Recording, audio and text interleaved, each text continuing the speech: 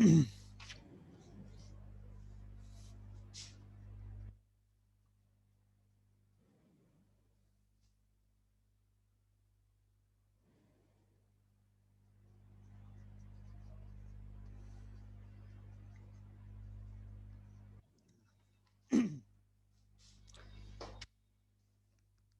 त comment section आएन नि त त्यो जोड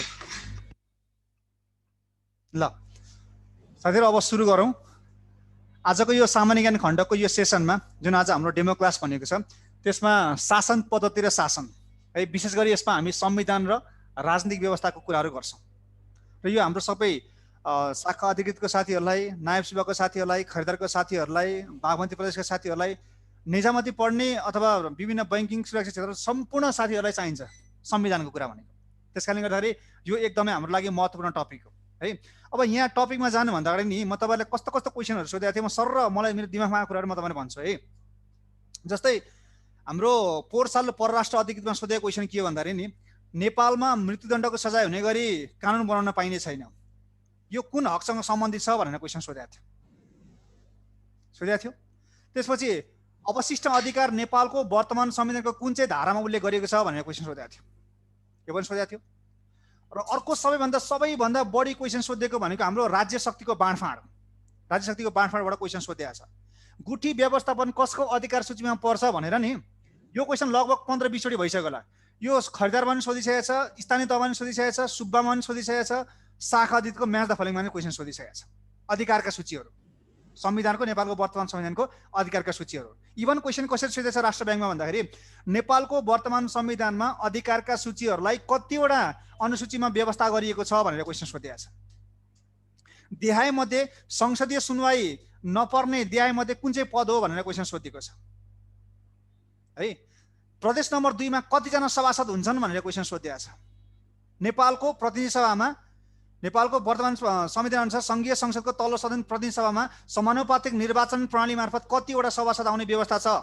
यो क्वेशन सोधेको छ नेपाल हाल कतिवटा सरकार छन् यो क्वेशन सोधेको छ हेर्नुस् त प्रश्नले प्रत्यक्ष लेखेको कुरा भन्दा पनि त्यो भित्रका गहिराईमा रहेको अन्तर्वस्तुलाई राखेर क्वेशनहरु सोधिने गरेको छ है यो कुराहरुलाई तपाईले यी सोधेका मेरो दिमागमा आएको क्वेशनहरु धेरै छन् क्वेशनहरु भनेको सिधै क्वेशन अपवादमा सोधेको पाइन्छ र पढ्ने विधिहरु के हुन् म तपाईलाई यहाँ चर्चा गर्छु है त अब शासन पद्धति र शासन पद्धति भनेको के हो त एउटा शासन सञ्चालन गर्ने विधि प्रक्रिया हो शासन पद्धति शासन कसरी गरिन्छ त रुल अफ ल कानुनी शासन भनिन्छ नि कुनै पनि देशको मूल कानुन संविधानद्वारा त्यो राज्य सञ्चालनको अथवा त्यो राज्य सञ्चालनको पद्धति निर्धारण गरिन्छ यसरी भनौं संविधान भनेको राज्य सञ्चालनको एउटा आधार हो त्यही संविधानले राज्य संरचना कस्तो हुने राज्य शक्तिको बाँडफाँड कस्तो हुने कानुन निर्माण प्रक्रिया कस्तो हुने त्यसको कार्यान्वयन कसरी हुने त्यसको परिभाषा कसरी दिने यो सम्पूर्ण कुराहरुको निर्धारण गर्ने दस्तावेज भनेको के हो त संविधान हो त्यही भएर शासन पद्धति भनेबित्तिकै हामीले पढ्नुपर्ने कुरा के हो त संविधानको कुरा हो है अब आजको यो हाम्रो डेमो क्लास भनेको छ विशेष गरी आजको संविधानमा केन्द्रित रहेर केही महत्त्वपूर्ण बुदाहरु तपाईहरुमा प्रस्तुत गर्छु तर हामीले यसमा पढ्नु पर्दाखेरि हामीले म्याग्ना कार्टादेखि सुरुवात गर्नुपर्छ विश्वको प्रथम लिखित कानुनी दस्तावेज जुन म्याग्ना कार्टालाई मानिन्छ जसलाई आर्टिकल्स अफ ब्यारोन भनेर चाहिँ 1215 मा हस्ताक्षर गरेर पछिबाट विभिन्न समयमा 1225 मा संशोधन भयो 1297 मा संशोधन हुँदै हुँदै यसलाई विश्वको प्रथम लिखित कानुनी दस्तावेजमा मान्यता दिएको छ र त्यो परिवेश अथवा त्यो कानुनी व्यवस्था नेपालमा प्रवेश गरेको भनेको मूलिक ऐन 1910 बाट हो तर यहाँ हामीले कुरा के गरेछौं भन्दाखेरि संवैधानिक प्रक्रियाको अथवा संविधानको बारेमा कुरा गरिरहेका छौं विक्रम 2004 सालमा राणा शासनको समयमा नेपाली जनताले राणा शासन विरुद्ध माहौल तताउँदै गएपछि या भनौं राणाहरूले जनताको आन्दोलनको माहौललाई अन्तै मोड्नको लागि जनतालाई पनि यसो अधिकार दिए जस्तो गरौँ न त भन्दाखेरि संविधान ल्याइदिएको 4 सालमा तर त्यो संविधान लागू हुन सकेन किन भन्दाखेरि चाहिँ जस्तै यो संविधान जारी गरे उसले जनतालाई अधिकार दिए जस्तो गर्न देखाउन चाहन्थे अलिकति आफूलाई उदारवादी छविका देखाउन चाहन्थे तर उनी पछिका भावी व्यक्तिहरूले चाहिँ जनतालाई अधिकार दियो भने राणा शासन त स्वतः समाप्त हुन्छ भन्ने कुराले अभिप्रेरित भएर चाहिँ उनीहरूले यो संविधान लागू गर्न दिएनन् परिणाम के भयो त नेपालका हरेक नयाँ राजनीतिक घटनाक्रमले नयाँ नयाँ संविधान जन्माएका छन् तपाईहरुले लेखन खण्डमा पनि क्वेशन सोधिन सक्छ नेपालमा बारम्बार संविधान परिवर्तन भइरहनु पर्ने कारणहरु के हुन् उल्लेख गर्नुहोस् लेखन खण्डतिर शासनको संविधान किन आयो नेपालमा प्रजातन्त्र आयो शासनको संविधान आयो राजा त्रिभुवनले संविधान ल्याए उनका छोरा महेन्द्रले फेरि अर्को संविधान जारी गरे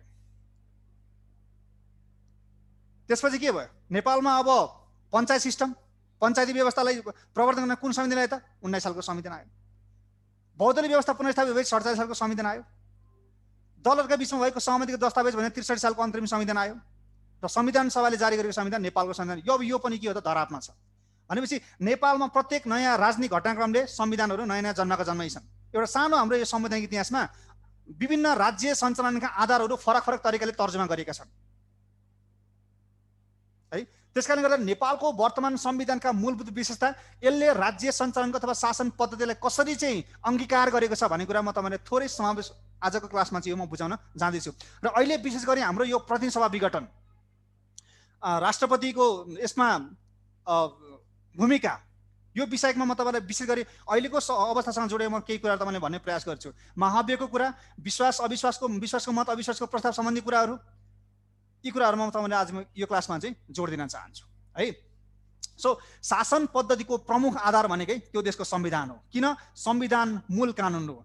यसैले राज्य सञ्चालनमा राज्य पद्धति कस्तो हुने, संरचना कस्तो हुने, अधिकार कसरी विभाजन गर्ने, कानुन कसरी बनाउने, त्यसको कार्यान्वयन कसरी गर्ने र त्यसको परिभाषा कसरी गर्ने, यही त हो नि राज्य सञ्चालनको पद्धति भनेको। र त्यो पद्धतिलाई स्थापित गर्ने दस्तावेज भनेको के हो त भन्दाखेरि त्यो देशको संविधान हो।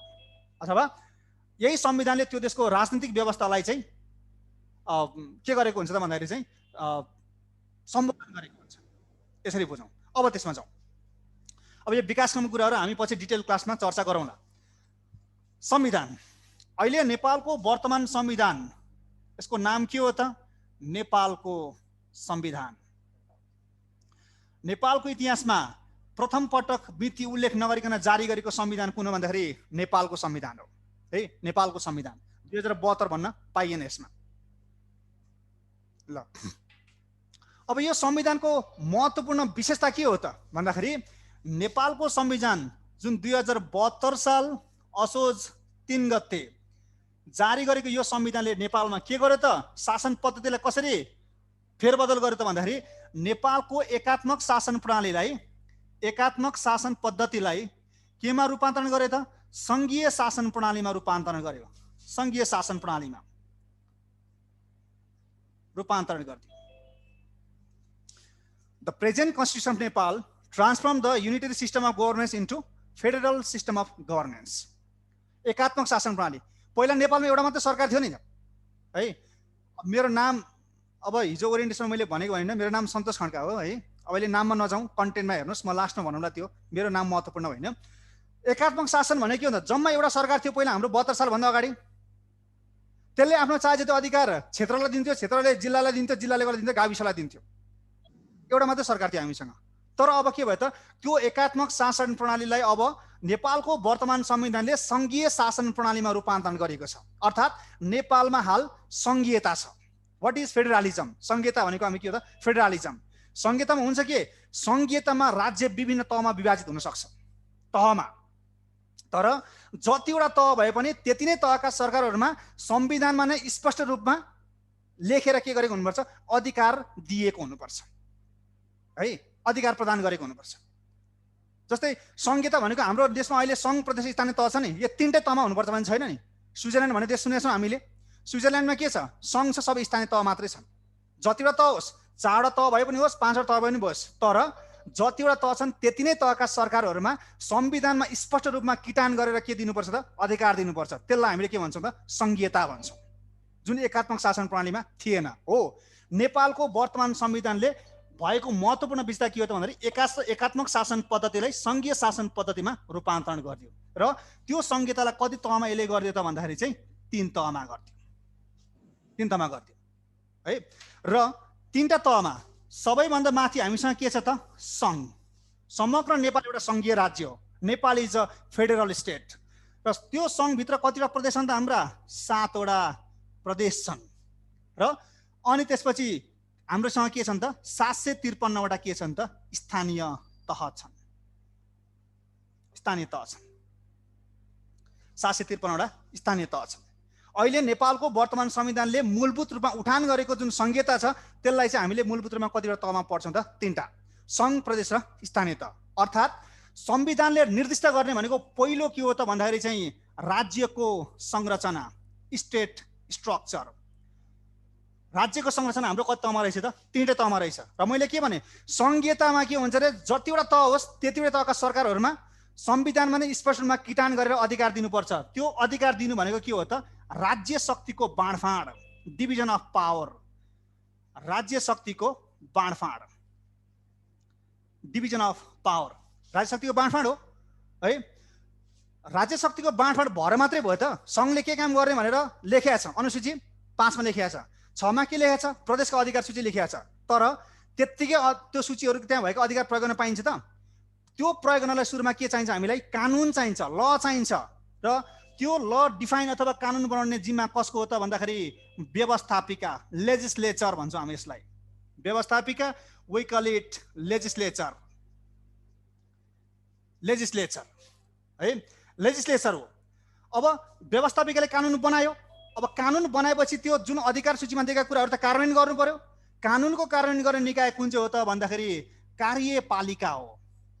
कार्यपालिका अर्थात् हामी त्यसलाई के भन्छौँ त? एक्जिक्युटिभ भन्छौँ। एक्जिक्युटिभ भन्छौँ, एक्जिक्युटिभ भन्छौँ। र सरकारले कानुनको कार्यान्वयन गर्ने हो। तर सरकारले कानुनको कार्यान्वयन जथाभावी गर्यो भने त्यसलाई रोक्ने निकाय चाहिँ कुन हो त? न्यायपालिका हो। सो न्यायपालिका, न्यायपालिकालाई हामीले के भन्छौँ त? जुडिसियरी। जुडिसियरी। अझ हामीले बुझ्ने भाषामा भन्दाखेरि व्यवस्थापिका भनेर हामीले के बुझ्न सक्छौँ? संसद। कार्यपालिका हामीले के भनेर बुझ्न सक्छौँ? सरकार। न्यायपालिकालाई के भनेर बुझ्न सक्छौँ? हामीले अदालत भनेर बुझ्न सक्छौँ। यति हो। संविधानले गर्ने भनेको महत्त्वपूर्ण कुराहरू यी हुन्। अब यहाँभित्र भएको अरू अन्य व्यवस्था त छँदैछन् हामीलाई। तर म फेरि पनि भन्छु, शासन पद्धति भनेको एउटा शासन सञ्चालन गर्ने प्रक्रिया हो, विधि हो। त्यसलाई कुनै पनि देशको संविधानले निर्दिष्ट गरेको हुन्छ। किन? संविधान मूल कानुन हो। यही कानुनमा टेकेर विभिन्न ऐन, नियमावलीहरू तर्जुमा हुन्छन् र कार्यान्वयनमा जान्छन्। र नेपालको वर्तमान संविधान जुन जारी भयो 72 साल असोज 3 गते, त्यसले नेपालको एकात्मक शासन प्रणालीलाई सङ्घीय शासन प्रणालीमा रूपान्तरण गर्यो। So how to define federalism भने त फेडरलिजम मैले भनिसकेँ। फेडरलिजममा के हुन्छ? राज्यमा विभिन्न तहहरू हुन्छन्। ती भएका तहहरूमा के भयो त? अधिकारको विभाजन चाहिँ कहाँ लेख्नु पर्यो त? संविधानमै लेखेर त्यसलाई प्रदान गर्नु पर्यो। स्थानीय तहले के गर्ने? लेख्नु पर्यो। प्रदेशले के गर्ने? लेख्नु पर्यो। सङ्घले के गर्ने? लेख्नु पर्यो। पहिला यस्तो थियो र? थिएन नि त। केन्द्र सरकारले जति इच्छा लाग्यो त्यति चाहेको बेलामा दिन्थ्यो, नभए फिर्ता लिन्थ्यो। तर स्थानीय तहले गर भनेको कुराहरू कसैले पनि रोकिँदैन है। यति कुरा हो संविधानको मूल मर्म भनेको। त्यसले राज्य संरचना कसरी परिभाषित गरेको छ, राज्य शक्तिको बाँडफाँड कसरी गरेको छ, र त्यो बाँडफाँड भएका अधिकारहरू प्रयोग गर्नलाई कानुन बन्नु पर्यो। पहिला कानुन कार्यान्वयन हुनु पर्यो र कानुनको जथाभावी प्रयोग पनि त्यसलाई रोक्नु पनि पर्यो। यति हो। हामीलाई थाहा छ कुनै पनि संविधानमा शक्ति पृथकीकरणको सिद्धान्त अनुसार कार्यपालिका, व्यवस्थापिका, कार्यपालिका र न्यायपालिका व्यवस्था गरिएको हुन्छ। तर एक अर्कामा चेक एन्ड ब्यालेन्स, नियन्त्रण र सन्तुलनको सिद्धान्तलाई पनि त्यसले आत्मसात गरेको हुन्छ। सर्वोच्च अदालतका प्रधान न्यायाधीश अब जुन अहिले हाम्रो प्रतिनिधि सभाको कुरा जाँदैछ, उनले अब त्यो गर्छन्। के गर्छन् त? भोलि अब विघटन सदर पनि गर्न सक्छ, बदर पनि गर्न सक्छ। तर अब उनले कुनै गलत कार्य गर्यो भने त्यसलाई रोक्ने को छ हामीसँग? संसद महाभियोग मार्फत हटाउन सकिन्छ। चेक एन्ड ब्यालेन्सको सिस्टम पनि छैन है। यसरी हो। सो संविधानका यी चुरा कुराहरूमा चाहिँ अब प्रश्नहरू केन्द्रित रहन्छ। सबैभन्दा सुरुमा हामीले के हेर्नु पर्यो त? राज्यको संरचना, स्टेट स्ट्रक्चर। अब म तपाईँलाई संविधानका विविध पक्षहरूमा म लिएर गन चाहेँ। यो भित्रको कसरी व्याख्या गरेको छ, क्वेसनहरू जाँचमा कसरी आउँछन्, आएका कसरी छन्। नेपालको वर्तमान संविधानको भाग 5 धारा 56 मा के भनेको छ? नेपालको राज्यको संरचनाको बारेमा स्पष्ट रूपमा व्याख्या गरेको छ। स्टेट स्ट्रक्चर है, स्टेट स्ट्रक्चर, राज्यको संरचनाको बारेमा यसमा व्याख्या गरेको छ है।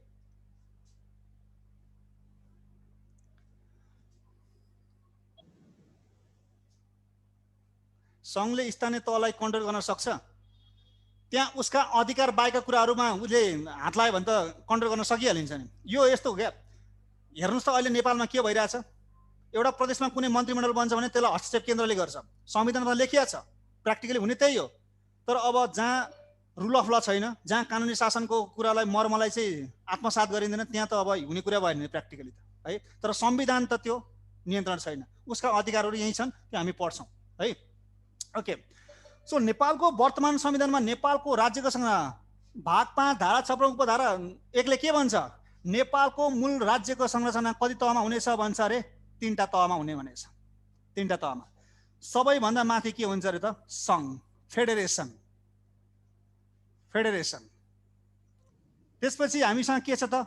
प्रदेश, प्रोभिन्स, प्रदेश छ। त्यसपछि हामीसँग तल के छ त? स्थानीय तह छ। स्थानीय तह, लोकल लेभल छ। लोकल लेभल छ, स्थानीय तह छन् है। त्यो आउँछु म तपाईले, त्यो टेन्सन नलिनुहोस्। त्यही सरकारहरूको बारेमा तपाईले यहाँ ओभरभ्यू बुझाइदिन्छु है। प्रदेश नम्बर 2 मा कतिजना सभासद छन्? तपाईले भनेको क्वेसन सोधिसकेको क्वेसन हो। नेपालमा हाल कतिवटा सरकार छन् भनेको क्वेसन सोध्या हो। एकात्मक राज्य प्रणालीमा जम्मा एउटा सरकार हुन्थ्यो भने अब कतिवटा छन् त्यसमा आउँछु म। So Nepal is a federal state. समग्र नेपाल एउटा संघीय राज्य हो। यहाँभित्र हामीसँग कतिवटा प्रदेश छन् त? 7वटा प्रदेश छन् र स्थानीय तहहरू कतिवटा छन् त? 753वटा स्थानीय तह छन्। अब यो भन्छ र यो 3टै तहले कानुन बमोजिम आफ्नो अधिकार प्रयोग गर्ने छन् भनेको छ। कानुन बमोजिम, कानुन बनाउनु पर्यो। कानुन नबनाइकन ती दिएका उनीहरूका अधिकारहरू प्रयोग गर्न पाउँदैनन्। र अर्को के भनेको छ? स्थानीय तह भन्नाले त्यसको परिभाषा दिएको छ। यो क्वेसन जाँचमा हामीले आउन सक्छ। स्थानीय तह भन्नाले के बुझ्नुहुन्छ त? नेपालको वर्तमान संविधान भाग 5 धारा 56 को उपधारा यहाँ अब के छ भन्दाखेरि स्थानीय तह भन्नाले के बुझिन्छ अरे त? गाउँपालिका, गाउँपालिका, नगरपालिका र जिल्ला सभा। जिल्ला सभा, जिल्ला सभा यसलाई हामीले भन्छौँ रुरल म्युनिसिपल, गाउँपालिका, म्युनिसिपालिटी। यसलाई भन्छौँ हामीले के त? नगरपालिका, म्युनिसिपालिटी। र यसलाई हामीले के भन्छौँ त? डिस्ट्रिक्ट एसेम्ब्ली, डिस्ट्रिक्ट एसेम्ब्ली भन्छौँ। जिल्ला सभा भन्छौँ यसलाई हामीले। सो नेपालमा गाउँपालिकाको सङ्ख्या कति छ? यो हाम्रो प्रहरी सहायक निरीक्षकमा सोधेको क्वेसन हो। योभन्दा अगाडिको साल नेपालमा गाउँपालिकाको सङ्ख्या कति छ त? 460 छ है। र नेपालमा नगरपालिकाको सङ्ख्या कति छ? How many municipalities are there in Nepal? 276। 276। नेपालमा कुल नगरपालिकाको सङ्ख्या कति छ त? 293 छ। नेपालमा नगरपालिकाको सङ्ख्या कति भन्दाखेरि 293 हो। किन भन्दाखेरि हामीले के बुझ्नुपर्छ भन्दाखेरि नगरपालिका भन्ने बित्तिकै के पनि आउँछ त? उपमहानगर पनि आउँछ। उपमहानगर पनि आउँछ र महानगर पनि आउँछ। नगरपालिका त नगरपालिका नै हो। त्यसको स्रोत साधन बढ्यो, त्यसको आय आर्जन बढ्यो, त्यसको सेवा सुविधा बढ्यो, त्यहीबाट अपग्रेड भएर उपमहा हुँदै गयो। तर नगर त नगरै हो नि। सो त्यस कारणले गर्दाखेरि नेपालमा नगरपालिकाको सङ्ख्या 276 हो, नगरपालिका मात्रै। र उपमहानगरपालिकाको सङ्ख्या कति हो त? 11 हो। र महानगरपालिकाको सङ्ख्या कति हो त? 6 हो। यो सबै जोड्दाखेरि कति हुन्छ? 293। नझुकिनु साथीहरू। जाँचमा नेपालमा कुल नगरपालिका सङ्ख्या कति भन्दाखेरि 293 हो। किन भन्दाखेरि नगरपालिका भन्ने बित्तिकै उपमहानगर पनि बुझ्नुपर्छ, महानगर पनि बुझ्नुपर्छ। यति कुरा हो है। र अर्को कुरा 293 र 460 जोडेपछि कति हुन्छ? 753 हुन्छ। र अर्को कुरा के आयो? जिल्ला सभा त खोइ त जोडेको यसमा। किन नजोडेको जिल्ला सभा? अब यहाँ क्वेसन कसरी आउने हो त? देहाय मध्य स्थानीय तहमा कुन चाहिँ पर्छ कि पर्दैन भनेर क्वेसन सोध्ने हो नि। र अप्सनमा के हुन्छ? गाउँपालिका हुन्छ, नगरपालिका हुन्छ, जिल्ला सभा हुन्छ अनि जिल्ला समन्वय समिति भनेर हुन्छ। अर्को यसमा अप्सन के राखिदिन्छ? यो मोडल क्वेसनमा नि छ है। जिल्ला समन्वय समिति, जिल्ला समन्वय समिति, डिस्ट्रिक्ट कोअर्डिनेसन कमिटी भनेछ। डिस्ट्रिक्ट कोअर्डिनेसन कमिटी भनेछ है। जिल्ला सभा त सबै जिल्ला हुन्छ। कस्तो जिल्ला सभा त सबै जिल्ला हुन्छ भनेको छ। ल जिल्ला सभा, जिल्ला सभामा को हुन्छ? जिल्ला समन्वय समितिमा को हुन्छ? क्वेसन तपाईले यसरी आउन सक्छ। नेपालमा जिल्ला समन्वय समिति कतिवटा छन्? 77 वटा छन्। र नेपालको वर्तमान संविधानको धारा 220 मा यो जिल्ला सभा र जिल्ला समन्वय समिति सम्बन्धी डिटेलमा छ। यसलाई हामी क्लासमा चर्चा पनि गर्छौं। तर अहिले म तपाईलाई समरीमा के भन्न सक्छु भन्दाखेरि एउटा गाउँपालिकामा गाउँपालिकाको एउटा स्थानीय तहको कार्यकारी निकायले के भन्छ? गाउँ कार्यपालिका र नगर कार्यपालिका भन्छ। गाउँ कार्यपालिका हुने गाउँपालिका अध्यक्ष र उपाध्यक्ष हुन् र नगर कार्यपालिका हुने मेयर र उपमेयर हुन्। भनेपछि मानिलियौ काठमाडौँ जिल्लामा अहिले कतिवटा स्थानीय तह छन् त? 10 वटा नगरपालिका छन्, एउटा महानगर छ। टोटल स्थानीय तह कतिवटा छन् त 11वटा छन्। अब 11वटा स्थानीय तह छन्।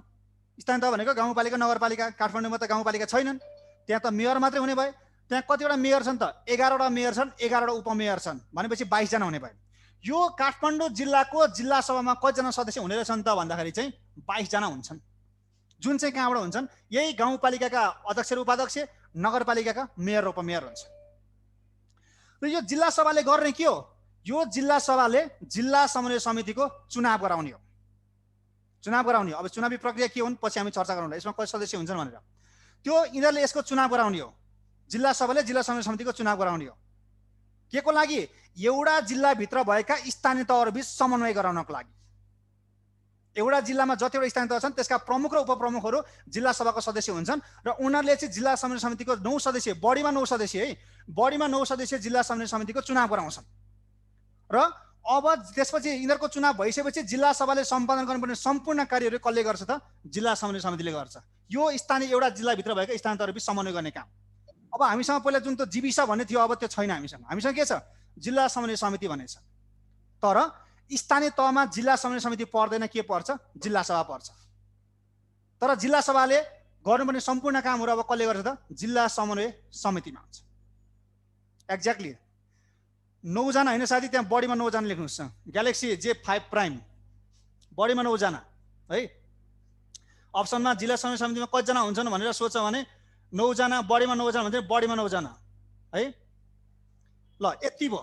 यो के भयो? हाम्रो राज्य संरचना भयो। यही हो नेपालको राज्य संरचना। अब यही धारा 56ले के भन्छ?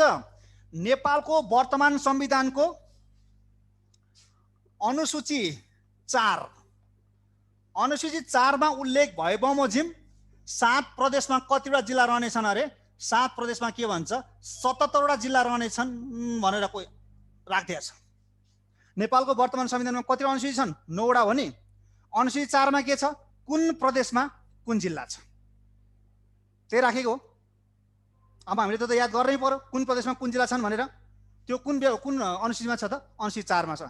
यो पनि हाम्रो राज्य संरचना हो। यसलाई भोलिका दिनमा हामीले यी जिल्लाहरू कसरी सम्झिने भनेको हामी पढ्छौँ। तर आजलाई मैले के भने भन्दाखेरि नेपालको वर्तमान संविधानको राज्य संरचना भनेको 3टा तहमा छ। सङ्घ प्रदेश छ, स्थानीय तहमा छ। स्थानीय तह भन्नाले गाउँपालिका, नगरपालिका र जिल्ला सभा बुझिन्छ। र धारा 56ले अर्को अनुसूची 4 मा भएका अनुसूची 4 अनुसार चाहिँ 7 प्रदेशमा 70 जिल्लाको व्यवस्थापन गरिएको छ। यही हो नेपालको राज्य संरचना अहिले धारा 56ले भन्छ। अब धारा 57ले के भन्छ भन्दाखेरि चाहिँ अब 3टा तह त भयो। संहितामा के भन्छ अरे? प्रत्येक तहका सरकारहरूमा संविधानमा नै लेखेर के गर्नुपर्छ त? अधिकार दिनुपर्छ। त्यसलाई भन्छ संघीयता, जुन योभन्दा अगाडिको संविधानमा थियो त? थिएन हो। त्यसलाई हामीले संवैधानिक भाषामा के भन्छौँ? राज्य शक्तिको बाँडफाँड भन्छौँ, डिभिजन अफ पावर। अब त्यसमा जाउँ।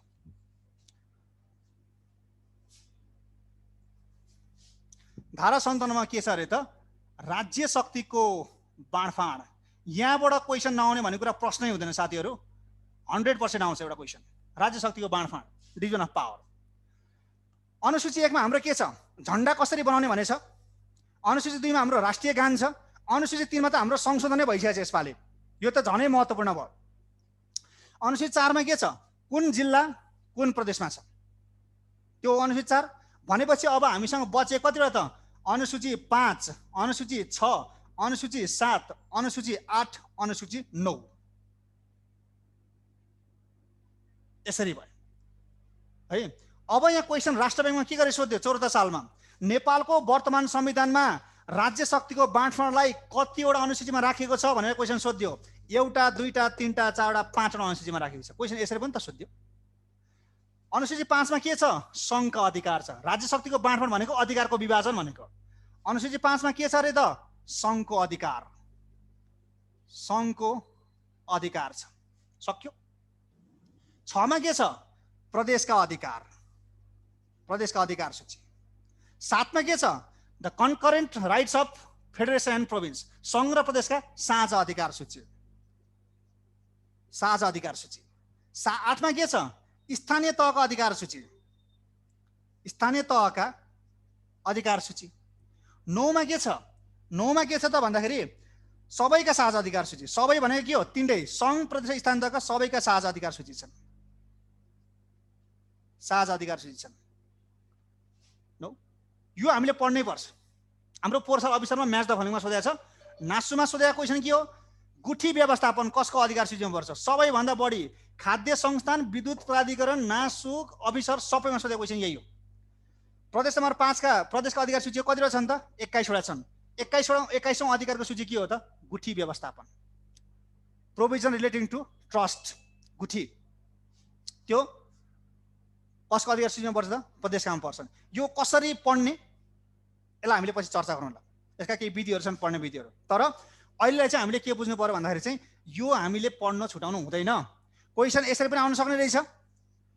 अधिकारका राज्य शक्तिको बाँडफाँडलाई कतिवटामा राखेको छ भनेर सोधिन सक्ने रहेछ। 5 मा के छन् भनेर सोधिन सक्ने रहेछ। अथवा नेपालको वर्तमान संविधानमा प्रदेशका अधिकार सूचीहरू कुन चाहिँ अनुसूचीमा छ? 5, 6, 7, 8 यसरी पनि राखिदिन सक्छ। अथवा प्रदेशका अधिकार सूचीहरू कतिवटा छन् भन्दाखेरि 21, 22, 23, 24 यसरी पनि राखिदिन सक्छ। त मोस्ट इम्पोर्टेन्ट है। अब यसको अन्तर्वस्तुमा त हामीले पढ्नु परिहाल्छ। तर मैले बुझाउन खोजेको शासन पद्धतिमा राज्य संरचना परिभाषित भयो र प्रत्येक राज्यका तहहरूमा के भयो त? अधिकारको विभाजन संविधानमै लेखेर गरियो। अब यहाँ त विवाद आउने भएन। संघले के गर्ने? लेखियो। प्रदेशले के गर्ने? लेखियो। स्थानीय तहले के गर्ने? लेखियो। र सबैले मिलेर के गर्ने? लेखियो है। अब अधिकारको विभाजन त भयो, तर अधिकार प्रयोग गर्न हामीले के चाहिन्छ अरे? कानुन चाहिन्छ। कानुन निर्माण गर्ने थलो कुन हो त? व्यवस्थापिका हो। अब त्यसमा जाउँ। व्यवस्थापिका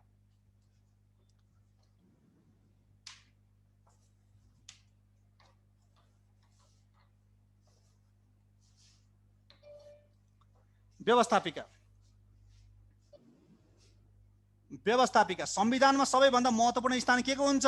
व्यवस्थापिका। किन? व्यवस्थापिकाले भनेको कानुन निर्माण गर्ने हो। कानुन निर्माण नभइकन, कानुन नभइकन कसरी अधिकारहरूको प्रयोग गरिन्छ त? हो। त्यही भएर सबैभन्दा महत्त्वपूर्ण स्थान के हुन्छ भने व्यवस्थापिका। यसलाई हामीले अघि के लेख्यौँ त? लेजिस्लेचर। अथवा यसलाई हामीले बुझ्ने भाषामा के भन्यौँ त? संसद भन्यौँ। सुन्नुहोस्, अधिकार तीनटै तहमा दियो कि दिएन? दियो नि त। अब तीनटै तहमा अधिकार दिएपछि त्यो तीनटै तहको अधिकार संघले आफ्नो अधिकार प्रयोग गर्न संघीय कानुन बनाउनु पर्यो। प्रदेशले त्यो अधिकारहरू प्रयोग गर्न प्रदेश कानुन बनाउनु पर्यो। स्थानीय तहले आफ्नो अधिकार प्रयोग गर्न स्थानीय कानुन बनाउनु पर्यो। भनेपछि नेपालमा व्यवस्थापिका पनि कतिवटै तहमा छ त? 3टा तहमा छ। नेपालको वर्तमान संविधान भाग 8, त्यसपछि भाग 14, त्यसपछि भाग 18। यहाँ क्वेसन आएका छन्। प्रदेश नम्बर 2 मा कतिजना सभासद हुन्छन्? नेपालको समानुपातिक निर्वाचन प्रणाली अनुसार प्रतिनिधि सभामा कतिजना सभासद रहने प्रावधान छ? एकदम महत्त्वपूर्ण बुझ्नु पर्यो। भाग 8 मा हाम्रो के छ त? संघीय व्यवस्थापिका छ। संघीय व्यवस्थापिका, फेडरल लेजिस्लेचर। अर्को हाम्रो छ प्रदेश व्यवस्थापिका, प्रदेश व्यवस्थापिका, प्रोभिन्सियल लेजिस्लेचर। र अर्को हाम्रो के छ त? स्थानीय व्यवस्थापिका, लोकल लेजिस्लेचर, स्थानीय व्यवस्थापिका। ल हेर्नुस्, अधिकार नेपालमा व्यवस्थापिका कतिवटा तहमा? 3टा तहमा। नेपालमा सभासद कतिवटा छन्? संसद भन्ने सभासद होइन। ल हेर्नुस्, नेपालमा संघ भनेको हाम्रो बानेश्वरको संसद भवन सम्झिनु पर्यो। एउटा त विघटन भयो प्रतिनिधि सभा। अब आज सायद निर्णय हुँदैछ कि अरे अब विघटन हुने हो कि सदर हुने हो कि त्यसलाई बदर गर्ने हो कि अब निर्णय आउन बाँकी छ। नेपालको वर्तमान संविधान अनुसार नेपालको संघीय व्यवस्थापिका 2 सदनात्मक छ। संघीय व्यवस्थापिका 2टा छ, तलमाथि छ भन्न खोजेको। 2 सदनात्मक भनेको माथिपट्टिकोलाई भन्छौँ हामीले राष्ट्रिय सभा, तल्लो तहलाई भन्छौँ हामीले के भन्छौँ त? प्रतिनिधि सभा। प्रतिनिधि सभा भन्छौँ। प्रतिनिधि सभा भन्छौँ, जसलाई एकमुष्ट रूपमा हामीले के भन्छौँ? यो दुईटैलाई जोडेर हामीले के भन्छौँ त भन्दाखेरि संघीय संसद भन्छौँ। अहिले साथीहरूले त्यो फेसबुकतिर छ्यापछ्याप देख्नुभयो होला होइन? प्रधानमन्त्रीले संसद विघटन गर्नलाई सिफारिस गरे भने, जुन सरासर गलत हो। यो संघीय संसद होइन नि, त्यो संसद विघटन गरे होइन नि। संघीय संसद हाम्रो 2टा सदन छ। माथिपट्टिको त विघटन गरे होइन, तलपट्टिको मात्रै हो। त्यही भएर प्रतिनिधि सभाको विघटन भन्नु पर्यो हामीले। हाम्रो भाषिक अशुद्धता भयो त्यसमा। संसद भन्ने बित्तिकै हामीले के सम्झिनु पर्छ? संघको लागि संघीय कानुन बनाउनलाई 2टा सदन छन् भनेर सम्झिनु पर्यो। घर के माथि र तल्लो। त्यसै गरी प्रदेश व्यवस्थापिका 1 सदनात्मक छ। 1 नम्बर प्रदेशको छुट्टै प्रदेश सभा छ, जसलाई हामीले के नामले चिन्छौँ त? प्रदेश सभा। 1 नम्बर प्रदेशको कानुन बनाउने ठाउँलाई हामीले के भन्छौँ? 1 नम्बर प्रदेश सभा। 2 नम्बरको 2 नम्बर प्रदेश सभा। 3 नम्बरको बागमती प्रदेश सभा। 4 नम्बरको गण्डकी प्रदेश सभा। 5 नम्बरको लुम्बिनी प्रदेश सभा। 6 नम्बरको कर्णाली। 7 नम्बरको सुदूरपश्चिम प्रदेश सभा। प्रत्येक प्रदेशको एउटा मात्रै व्यवस्थापिक हुन्छ प्रदेशको हकमा। तर सङ्घमा चाहिँ के हुँदो रहेछ? समग्र नेपालको लागि के रहेछ त? 2टा सदन रहेछ है। स्थानीय व्यवस्थापिका, स्थानीय तह भन्नाले के बुझ्यो? गाउँपालिका र नगरपालिका। गाउँपालिकाको व्यवस्थापिका, गाउँपालिकाको कानुन बनाउने निकायलाई हामीले के भन्छौँ त? गाउँ सभा भन्छौँ। गाउँ सभा। नगरपालिकाको कानुन बनाउने निकायलाई हामीले के भन्छौँ? नगर सभा भन्छौँ। नगर सभा भन्छौँ है। र अब यसरी क्वेसन आउन सक्छ, हाल नेपालमा सभासदको संख्या कति छ? ल कमेन्ट गर्नुहोस् त। ल लक्की, कस्तो लक्की रहेछ तपाईँको हेर्नु त। नेपालमा सभासद कति छन्? नेपालमा राष्ट्रपतिको निर्वाचनमा भोट कतिजनाले हाल्छन्? प्रदीप भण्डारी 884, एक्ज्याक्टली 884। ठिक छ, नाउ लिसन टु मी। कसरी गठन हुन्छन्, के हुन्छन् चर्चा गरौँला। तर सतै रूपमा बुझ्नुपर्ने कुरा के हो? नेपालको प्रतिनिधि सभामा 165 जना प्रत्यक्ष निर्वाचन प्रणाली मार्फत चुनिन्छन् भने 110 जना समानुपातिक निर्वाचन प्रणाली मार्फत चुनेर प्रतिनिधि सभामा, नेपालको प्रतिनिधि सभामा अहिले 275 जना छन्। यसमा संशोधन भएको छ, यो कुरा हामी चर्चा गर्छौँ। राष्ट्रिय सभामा प्रत्येक प्रदेश 7 प्रदेश छन्। एउटा प्रदेशबाट कतिजनाको दर ल्याउँछन् त? 8 जनाको दर ल्याउँछन्। 7 8 कति भयो? 56 भयो। मन्त्री परिषदको सिफारिसमा राष्ट्रपतिले मनोनयन गर्ने कतिजना हुन्छन् त? 3 जना हुन्छन्। कतिजना भयो? 59। भोलि हाम्रो जाँचमा क्वेसन के हुन सक्छ? नेपालको संघीय संसदमा सभासद कति हुन्छन् भन्दाखेरि 275 र 59 गर्दा कति हुन्छ? 334 जना हुन्छ संघमा, संघीय संसदमा है। अब प्रदेश सभामा ल भन्नुहोस्, 1 नम्बर प्रदेशमा कतिजना सभासद छन्? यसरी क्वेसन आइदिन सक्छ। 1 नम्बर प्रदेशमा 28 जना सभासद होइन नि, त्यो त संघको लागि हो 28 जना। 1 नम्बर प्रदेशबाट संघको लागि 28 जना सभासद, 2 नम्बरबाट 32 जना, 3 नम्बरबाट 33 जना, 4 नम्बरबाट 18 जना, 5 नम्बरबाट 26 जना, 6 नम्बरबाट 12 जना, 7 नम्बरबाट 16 जना। यो त 165 हो नि, त मैले लेखेको 28। यो सबै जोड भने के हुन्छ? 165। नेपालमा प्रतिनिधि सभाको लागि कतिवटा निर्वाचन क्षेत्र छन्? प्रतिनिधि सभाको लागि प्रत्यक्ष निर्वाचन प्रणालीको लागि 1 सिट 1 निर्वाचन क्षेत्र हो प्रत्यक्षको लागि। र समानुपातिकमा जुन 110 छन् नि, सम्पूर्ण देशलाई एउटै निर्वाचन क्षेत्र मानिन्छ। यो प्रत्यक्ष भनेको त हामी जसलाई मन पर्यो त्यसलाई भोट हाल्ने हो। कोही साथीहरू उठ्नुभयो, X साथी उठ्नुभयो, Y साथी उठ्नुभयो, म उठेँ, मैले बढी मत पाएँ, म विजय भएँ। त्यो भनेको के हो? प्रत्यक्ष निर्वाचन प्रणाली हो। जसले बढी मत पाए त्यही विजय हुने प्रणाली भनेको के हो त? प्रत्यक्ष हो। तर समानुपातिक निर्वाचन प्रणाली भनेको व्यक्तिलाई भोट हाल्ने होइन, केलाई मतदान गर्ने हो? पार्टीलाई, राजनीतिक दललाई भोट हाल्ने हो नि। दललाई भोट हाल्दाखेरि के हो त? सम्पूर्ण देशलाई नै 1,47,181 वर्ग किलोमिटरमा नै एउटा मात्र निर्वाचन क्षेत्र मानिन्छ। अर्थात् नेपालको प्रतिनिधि सभा निर्वाचन प्रायोजन लागि नेपालमा निर्वाचन क्षेत्रहरू कतिवटा छन् त भन्दाखेरि 166 वटा छ। 165 प्रत्यक्ष निर्वाचित भयो, 110 वटालाई एउटै निर्वाचन क्षेत्र मानिन्छ। निर्वाचन क्षेत्रको कुरा गरेको छु मैले, इलेक्सन कन्स्टिट्युएन्सिज 166 वटा छन् है यो प्रतिनिधि सभाको लागि। त्यसै गरी अब क्वेसन सोधेको थिएँ यहाँ, 1 नम्बर प्रदेशमा कतिजना सभासद, 2 नम्बरमा कतिजना सभासद भनेर है। 93 हो, एक्ज्याक्टली हो। 1 नम्बर प्रदेशमा सभासद संख्या कति हो त? 93 नै हो। 2 नम्बरमा कति छन्? ल लेख्नुहोस्, तपाईँ लेख्नुहोस्, म यहाँ साथीहरूलाई बुझाइदिन्छु। 2 नम्बरमा छन् 107 जना। 3 नम्बरमा कतिजना छन्? 110 जना। यही क्वेसन सोध्या है। 4 नम्बर प्रदेशमा कतिजना सभासद छन्? 4 नम्बरमा 60 जना छन्। 5 नम्बरमा कति छन्? अब यो मैले तपाईँले यो सजिलोको लागि मात्रै लेखेको है, यो यसै लेख्न पाइँदैन। बागमती, गण्डकी, लुम्बिनी लेख्नुपर्छ यसलाई हामीले। 87। कर्णाली प्रदेशमा जम्मा कति छन्? 40। र सुदूरपश्चिम प्रदेशमा कति छन् त? 53। कति हुन्छन् त? 550 हुन्छ। यो त आउने विधि थाहा हुनु पर्यो हामीले, यो हुने केही पनि पर्दैन। हाम्रो नेपालमा मिश्रित निर्वाचन प्रणाली छ। 165 प्रत्यक्ष, यो 110 समानुपातिक, दुईटा मिल्यो, प्रत्यक्ष र समानुपातिक मिलेपछि त्यो के अवस्थाको निर्वाचन प्रणाली भयो? मिश्रित निर्वाचन प्रणाली हो। र मिश्रित निर्वाचन प्रणाली सङ्घमा मात्रै हुने होइन, सबै प्रदेशमा आउने हो। 1 नम्बर प्रदेशमा प्रत्यक्षबाट कतिजना सभासद आउँछन्? 56 जना। समानुपातिक निर्वाचन प्रणालीबाट कतिजना आउँछन्? 37 जना। नेपालको निर्वाचन क्षेत्र कसरी निर्धारण गरेको हुन्छ? 60% छुट्याएको हुन्छ, प्रत्यक्षलाई छुट्याएको हुन्छ है, र 40% चाहिँ केलाई छुट्याएको हुन्छ त? समानुपातिकलाई छुट्याएको हुन्छ। केन्द्रमा पनि त्यही हो, प्रदेशमा पनि त्यही हो। यो 60% हो, यो 40% हो। यी कसरी आउँछन् यसलाई हामी अरू क्लासमा डिटेलमा चर्चा गर्छौँ। तर तपाईँले यति चाहिँ सम्झिनु के पर्यो भन्दाखेरि चाहिँ, म्युट भयो ए विनोद भाइ, विनोद विनोद खै विनोदले सुनेन, यहाँ म्युट भयो अरे।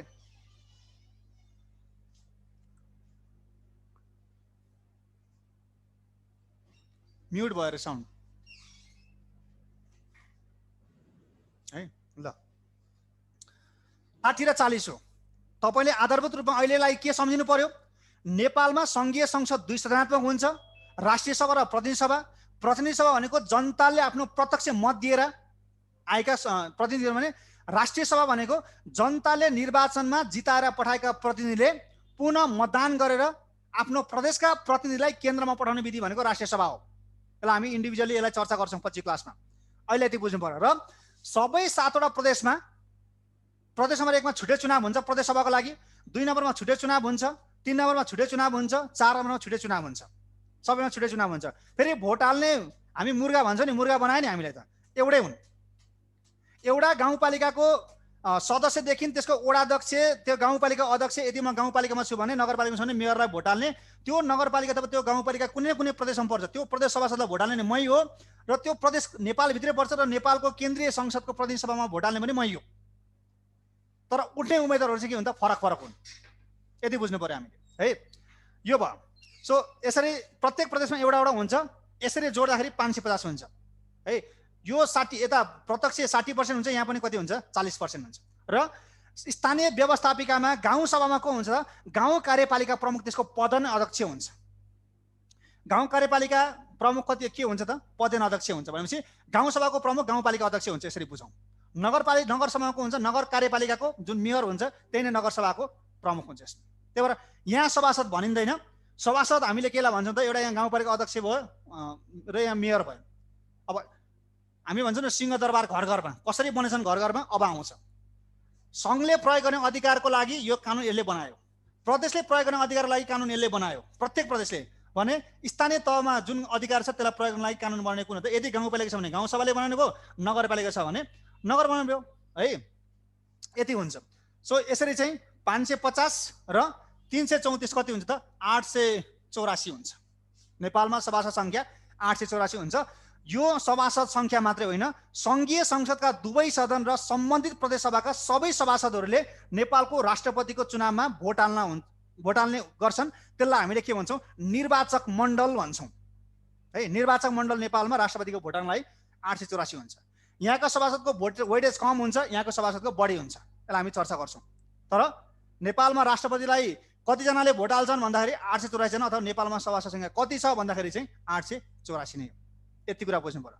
कानुन बन्यो, 3टै तहमा कानुन बन्यो। व्यवस्थापिका पनि भयो, सङ्घीय व्यवस्थापिका भयो, प्रदेश व्यवस्थापिका पनि भयो, र स्थानीय व्यवस्थापिका पनि भयो। अब कानुन बनाइसकेपछि कार्यान्वयन गर्ने कसले हो त? सरकारले हो। सरकार भनेको के हो? कार्यपालिका हो। अब त्यसमा जाउँ।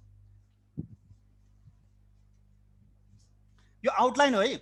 यति तपाईँले यो हुन्छ नि, यो संविधान पढेर यी कुराहरूमा हामीले त्यो सक्दैनौँ नि त बुझ्नलाई यसरी त। त्यही भएर तपाईँले मैले यहाँ बुझाउने प्रयास गरेको। अब कार्यपालिका अर्थात् हामीले बुझ्ने भाषा भन्दा यो के हो त? सरकार हो। र सरकार यसलाई हामीले के भन्छौँ त? एक्जिक्युटिभ भन्छौँ। एक्जिक्युटिभ भन्छौँ। नेपालको वर्तमान संविधानको भाग 7, भाग 13 र भाग 17 के हो छ हाम्रो यहाँ? सङ्घीय कार्यपालिका। सङ्घीय कार्यपालिका। अर्को के छ? प्रदेश कार्यपालिका। प्रदेश कार्यपालिका। स्थानीय कार्यपालिका। स्थानीय कार्यपालिका। अब यहाँ क्वेसन सोधिसक्यो नेपालमा सरकार कतिवटा छन्। अघि एकजना साथी लेख्नुभयो नेपालमा स्थानीय सरकार कतिवटा भनेर। हेर्नुहोस्, संघीय कार्यपालिका भनेको संघीय सरकार।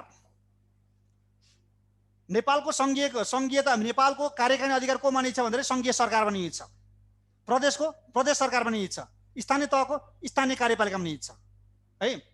संघीय सरकार भनेको हामीले के भन्छ, संघीय मन्त्री परिषद सम्झिनु पर्यो, प्रदेश सरकार सम्झिनु पर्यो, प्रदेश सरकार। नेपालमा संघीय सरकार कतिवटा छ? एउटा छ नि। अहिले हाम्रो खड्ग प्रसाद शर्मा ओलीको सरकार भनेको समग्र नेपालको सरकारको काम चलाउ भए पनि हैन। कतिवटा प्रदेशमा हाम्रो मुख्यमन्त्री कतिवटा छन्? 7वटा छन् मुख्यमन्त्री, 7वटै प्रदेशमा 7वटा प्रदेश सरकार भए। र दिमागमा ध्यान दिनु होला, प्रत्येक स्थानीय तहको आफ्नै सरकार हुन्छ। गाउँपालिकाको सरकारलाई हामीले के भन्छौँ अरे? गाउँ कार्यपालिका। गाउँ कार्यपालिका। अर्को के हुन्छ अरे? नगर कार्यपालिका। नगर कार्यपालिका। यो अब कसरी चुनिन्छन् त्यो चाहिँ हाम्रो चर्चाको विषय हो। तर अहिले तपाईले के बुझ्नु पर्यो भन्दाखेरि नेपालमा स्थानीय तहको रूपमा रहेका गाउँपालिका र नगरपालिका हुन्। गाउँपालिकाको सरकारलाई हामीले के भन्छौँ? गाउँ कार्यपालिका भन्छौँ। र प्रत्येक गाउँपालिकाको आफ्नै सरकार हुन्छ भनेपछि 460वटा गाउँपालिका हुन्छन्, 460वटा नै गाउँ कार्यपालिका हुन्छ, जसको प्रमुख हुन्छ गाउँ कार्यपालिका अध्यक्ष हुन्छ। भने नगर कार्यपालिकामा नगरपालिकाको कार्यकारिणी अधिकार को मानित हुन्छ? नगर कार्यपालिकामा हुन्छ। र नेपालमा 276वटा नगरपालिका, 11वटा उपमहानगर र 6वटा महानगर गरे कतिवटा छन् त? 293वटा छन् नगर कार्यपालिका। सो यो दुईटा जोड्यो भने के हुन्छ त? स्थानीय कार्यपालिका नेपालमा कतिवटा भनेर जाँचमा क्वेसन सोध्छ भने साथी अहिले तपाईँले कमेन्ट गर्नुभएको थियो 753 हुन्छ। तर क्वेसनले के डिमान्ड गरेको थियो? नेपालमा सरकारको संख्या कति भनेपछि सरकार भनेपछि 3वटै तहमा हुन्छ हुँदैन? नेपालमा व्यवस्थापिका 3वटै तहमा छ। संघीय व्यवस्थापिका कानुन बनाइसक्यो, त्यसलाई कार्यान्वयन गरेको संघीय कार्यपालिकाले हो। प्रत्येक प्रदेशले आफ्नो कानुन बनाइसक्यो, त्यसलाई कार्यान्वयन गर्ने भनेको प्रदेश सरकारले हो। 1 नम्बर प्रदेश सरकारको प्रमुख को छ त? शेरधन राई। 2 नम्बर प्रदेशको लालबाबु राउत। यस्तै 7वटा प्रदेशमा मुख्यमन्त्री हुन्छन्। त्यसै गरी स्थानीय तह भनेको गाउँपालिका र नगरपालिकाको, प्रत्येक गाउँपालिकाको आफ्नै सरकार, प्रत्येक नगरपालिकाको आफ्नै सरकार। स्थानीय सरकार 753 र 753 + 7 + 1 गर्दाखेरि नेपालमा सरकारको संख्या 761। घर घरमा सिंहदरबार भनेको यही हो है। हो, यहाँ भनेको मेयर, यहाँ भनेको गाउँ कार्यपालिका अध्यक्ष, नगर कार्यपालिकाको हुन्छ मेयर हुन्छ है। अहिले हाम्रो गाउँको प्रधानमन्त्री यदि मेरो घर नगरपालिकामा हो भने मेरो प्रधानमन्त्रीको हो त मेयर हो। यदि मेरो घर गाउँपालिकामा भने मेरो प्रधानमन्त्रीको हो त गाउँपालिका अध्यक्ष, गाउँ कार्यपालिका अध्यक्ष। यदि म कुनै 1 नम्बर प्रदेशमा बस्छु भने मेरो त्यहाँको प्रमुख व्यक्तिको हो त मुख्यमन्त्री हो। यदि म नेपालभरिकै कुरा गर्छु भने मेरो प्रमुख व्यक्ति कार्यकारीको हो त प्रधानमन्त्री हो, कार्यकारी। तर राष्ट्र प्रमुखको हो त राष्ट्रपति हो है। यी सरकारका कुरा भए। अब सरकारले कानुनको कार्यान्वयन जथाभावी गर्यो भने त्यसलाई रोक्ने कुन चाहिँले हो त? न्यायपालिका। न्यायपालिका। न्यायपालिका भनेको के हो त? अदालत। नेपालमा न्यायपालिका के छ अरे त? एकीकृत छ। युनिफाइड जुडिसियरी भन्छ हामी यसलाई।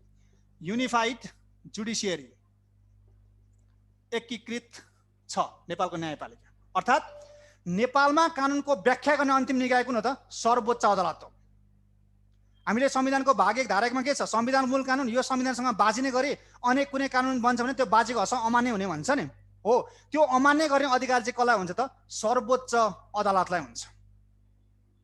सबै नेपालका जति पनि छन् न्यायिक निकायहरू छन् ती कसको मातहतमा रहन्छन् त? सर्वोच्चको मातहतमा रहन्छन्। नेपालमा अदालत 3 किसिममा हुन्छन्। जिल्ला अदालत 77 जिल्लामा, प्रत्येक प्रदेशमा 7वटा प्रदेश अदालत र 7वटा प्रदेशमा उच्च अदालत र सबैभन्दा केन्द्रमा हाम्रो के छ त? सर्वोच्च अदालत, जसलाई हामीले के भन्छौँ? अभिलेख अदालत पनि भन्छौँ। र कानुनको व्याख्या गर्ने अन्तिम निकाय कुन हो त? सर्वोच्च हो। र नेपालमा न्यायपालिका के छ त? एकीकृत छ। हो, संविधान अथवा शासन पद्धति भनेको यही हो नि त। अब अरू संवैधानिक अङ्गका कुरा, मौलिक हकका कुरा ती त छँदैछन्, त्यसका पाटोहरू धेरै छन्। तर संविधान शासन पद्धति भनेको मुख्य कुरो यही हो। राज्य संरचना, अधिकारलाई कसरी बाँडफाँड गरिएको छ, कानुन कसरी बन्छ, कसरी कार्यान्वयन हुन्छ र त्यसलाई चाहिँ परिभाषा कसरी गरिन्छ, यही नै हो। ल आजको मुख्य गरी तपाईँलाई मैले बुझाउनु पर्ने कुराहरू बुझाइदिइहालेँ।